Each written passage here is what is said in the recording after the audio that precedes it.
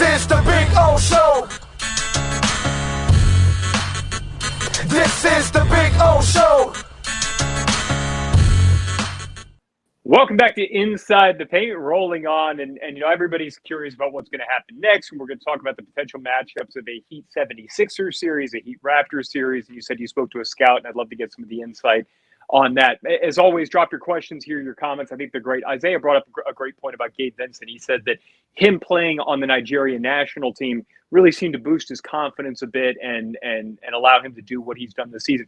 I do think it's a great point. When you play on that sort of a stage, then you get to the playoffs and it doesn't feel quite as mammoth of a task when you're out there on the floor.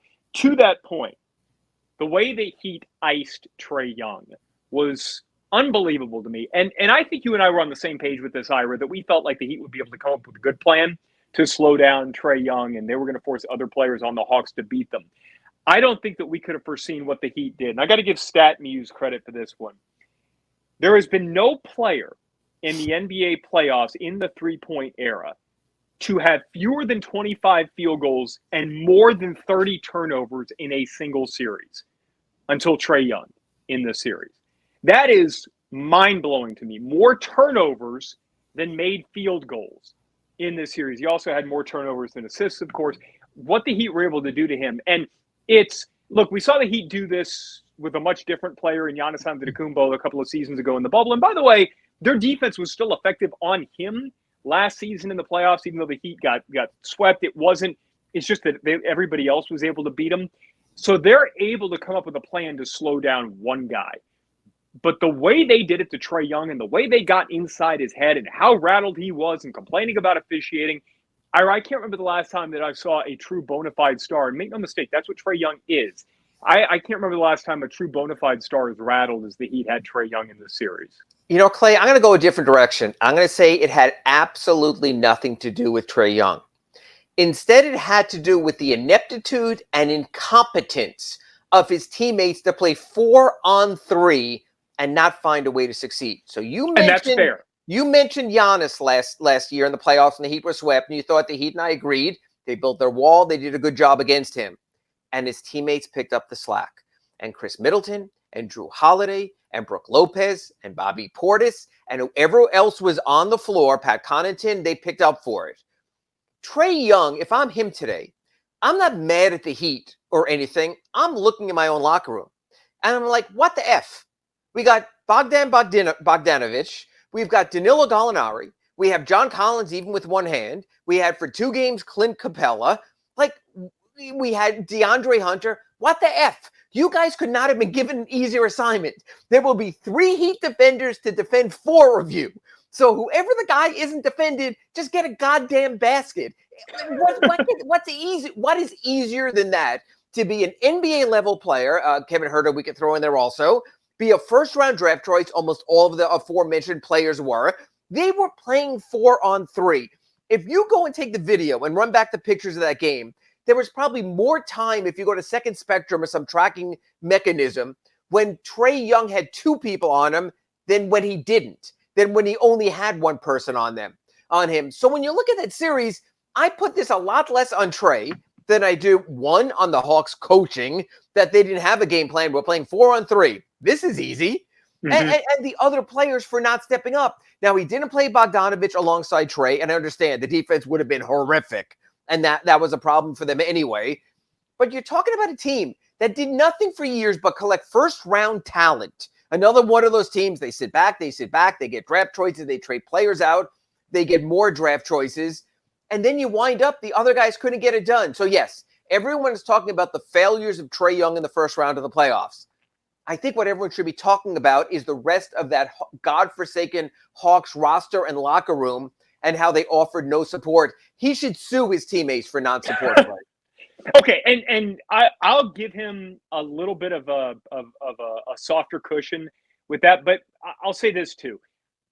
Some of the shots that he was taking, just as a perfect example here, we were watching the game in our local 10 newsroom, and I felt like every time Trae Young got the ball, I exhaled. I was like, all right, good. He's going to do something ridiculous with either he'll take a 35-foot shot, he'll make a poor pass. Like, there was no concern for me that Trae Young was going to bring them back. Now, on the flip side of that, was really concerned every time DeAndre Hunter touched the ball in the fourth quarter. And now what I wonder is, at what point did the Hawks just figure out too late that DeAndre Hunter was good enough to go one on a half and take whoever was guarding him to the basket and do what he did? Was it just that they figured things out too late? I did feel like there were times where Trae Young was forcing the issue because the Heat were doing what they did to him.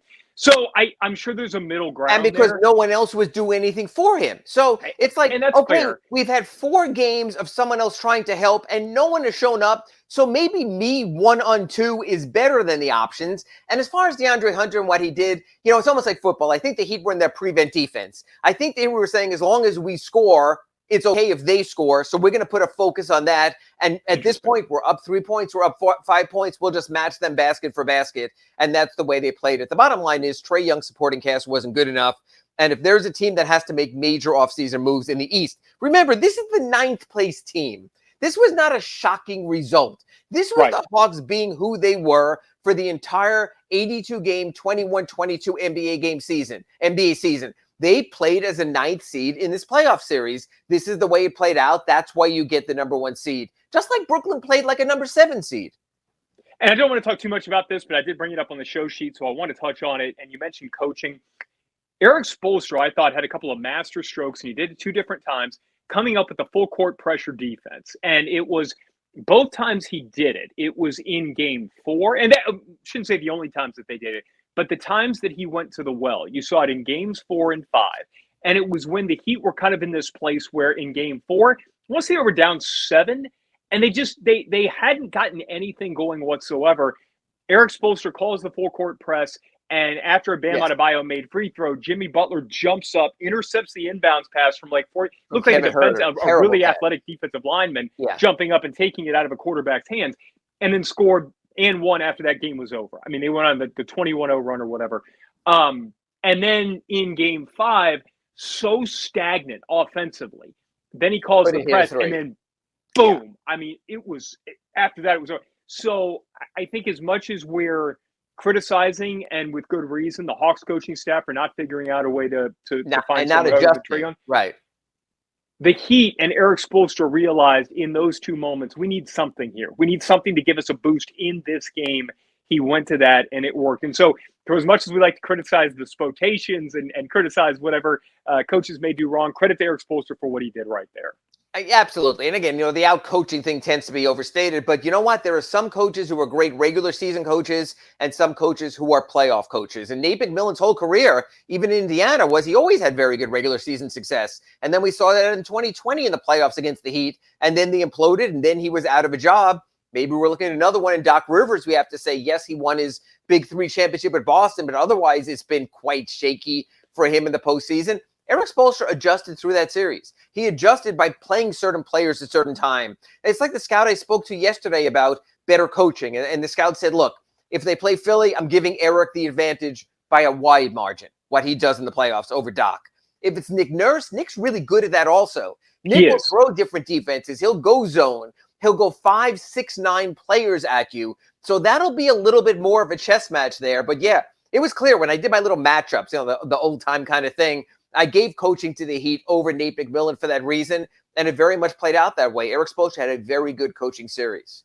So let's spin this forward now. And I want to start here because you had that conversation with the scout. And so not to be negative here, but after speaking with the scout and the potential matchups for the 2 teams that the Heat are going to play in the next round, one of the 2, what are your biggest concerns? What are the takeaways from talking to that scout? Like, if I'm sitting here and I'm a Heat fan, what should I look for in the first game, 2 games of whomever they may play to where they're going to say, if this happens, this is something that we felt like could be a problem heading into the series? What kind of insight did you get? Well, if it's Philly, it's Joel Embiid. And everyone's looking at that the thumb injury, and it's surgical, and he's going to need surgery after the season. If Joel Embiid can be dominant Joel Embiid, then I think the Heat, that's the one answer they really don't have. They just don't have that size. It's Bam doesn't have the size to match up with them.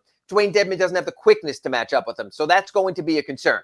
So you have that on that side of the Philly ledger. And the scout was really interesting. He said on the other part after that is that when you look at it with Toronto, they could put out 5, 6, 7, 6, 9 guys out there. Just Pascal Siakam and OG Anunoby and Anunoby. I always get that wrong. And Anunoby and Scotty Barnes and Precious Achiuwa. In which case, Jimmy Butler has struggled at times against size. And they could possibly smother Jimmy with size. Again, I'm not talking elite level talent and beyond Pascal Siakam, all-star level talent. But that would be a very unique look. And again, that would be a whole bunch of puppeteering there by Spo and by Nick Nurse. Can they get the matchup they want? Can the Heat force a different pace? Can the Heat go bigger? Can they crash them on the board? So that would be more of a chess match. So I think in the game one, which will be Monday at FTX Arena, it's whether Joel Embiid goes off and it's like the one unstoppable force in the series is the Sixers big man, or it could be, hey, is this versatility of Toronto going to give us a bunch of 91-87 games in this series? Is there one of the two that the scout or you, in speaking to the scout, felt like would be a better matchup for the Heat? Like if I'm a Heat fan, I'm sitting there saying, okay, this is the team that I would rather play between the two. Is there a clear cut between the two? What the scout told me is, and I was surprised. I'm a little more concerned about Philadelphia. He said no. He said they don't play hard. He said that team's not together. Wow. He goes, that team has a bunch of issues right there. And he goes, Harden's been terrible to this point. Now, I always, you know what, Clay, you know what this brings me back to? And I spoke about Big O and our accurate Pembroke Pines reports, and I've spoken to you here about our Slomin's home security inside the paint show. This is sort of the same fear I had about Brooklyn. So in my mind, Kevin Durant is great. In my mind, Kyrie Irving is great. Neither were great against a great defensive team in Boston. But in my mind, I still see James Harden and what he's done over the years against the Heat. So in my mind, in my memory, I still think of James Harden as great. So I was surprised. So the scout said, look, I'm picking the Heat either way. Heat over the Sixers in 6, feel pretty good about that. He goes Heat over the Raptors in a hard 6, in a much more grueling series because they have the bodies to wear you down. And I thought that was really interesting. So he took the Heat both ways, as would I. I think the Heat are going to wind up playing the Celtics in the Eastern Conference Finals. Now that Chris Middleton is out for that Boston-Milwaukee series, we can predict that down the line on another Slomin's home security inside the paint show. But yeah, I think the Heat will be okay against either team. But I do think both teams have things that make you stop and give pause.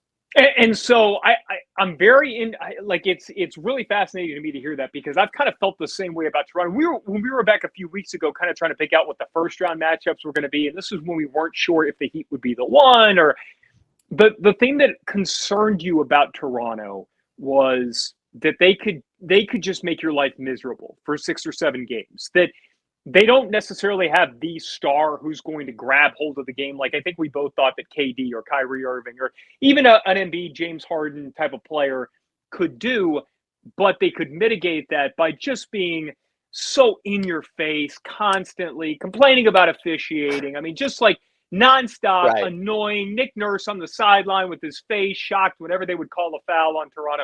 But it would be annoying. It would be grinding. And that if the Heat were able to beat them in the first round, they would make their lives tougher than, say, an Atlanta or a Charlotte or the other teams that we were, Cleveland, the teams that we were discussing at the time would. Then Toronto went on that little bit of a run, and I still feel like it's the same sort of a problem. Now, I'm a bit more concerned, I think, with Philly because of Tyrese Maxey, even though he hadn't played that well the last couple of games. And it seems like Toronto's length is kind of getting to him a little bit. But I would say I'm more concerned about Philly than I think the scout is. But if you ask me right here today, if this were a game 7 tonight, I would prefer that Philly wins tonight. I would prefer that Philly wins, moves on. Now, I kind of like to see this thing extended to 7 regardless, just because you like that wear and tear to set in on whoever wins. But I want no part of playing a Toronto team that has that sort of ability and also just made NBA history potentially by becoming the first team to come back from 3-0, because you know that thing that they have where they're always going to be in your face and grinding. Like even if they get down 3-1, they're going to be like, this is nothing. We came back from 3-0 last series. And I want to give you one more point there, Clay. Last game in Philadelphia, the fans booed. If the Heat play Philly and the Sixers are playing poorly there, well, I think it's Wells Fargo Arena, I think they'll boo their team. That's what Philly teams do. I think Toronto fans will never give up on their team.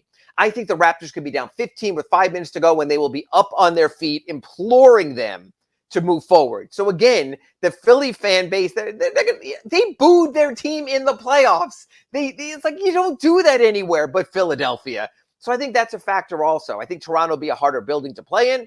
I think because of customs and the travel, which the Heat aren't used to when the Raptors are, and COVID testing, that'll be another issue. Last time the Heat went to Toronto, Eric Spoelstra tested positive and was away for the team for 5 days. You have to test if you fly back into the United States. That's another element at play there. We just saw Zach LaVine wind up testing positive, missing a big final game for Chicago there. So you do have those elements. Bam Adebayo tested positive on the eve of the playoffs. So there's a lot more components compounding things there with Toronto. It'll be fascinating either way. It won't be a walkover. It won't be 4. I don't think it'll be a gentleman's sweep. Both those teams are good teams.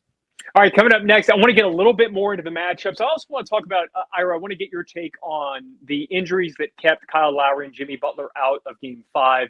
Kyle Lowry, obviously, before that as well, and kind of spinning it forward and where you think those guys may be as the next series starts. That and a lot more. Plus, make sure to load up your questions, your comments. We're going to get to them in this live segment right here on Inside.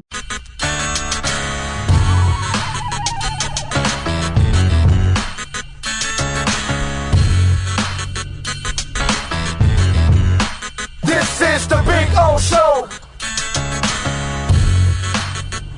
This is the Big O Show.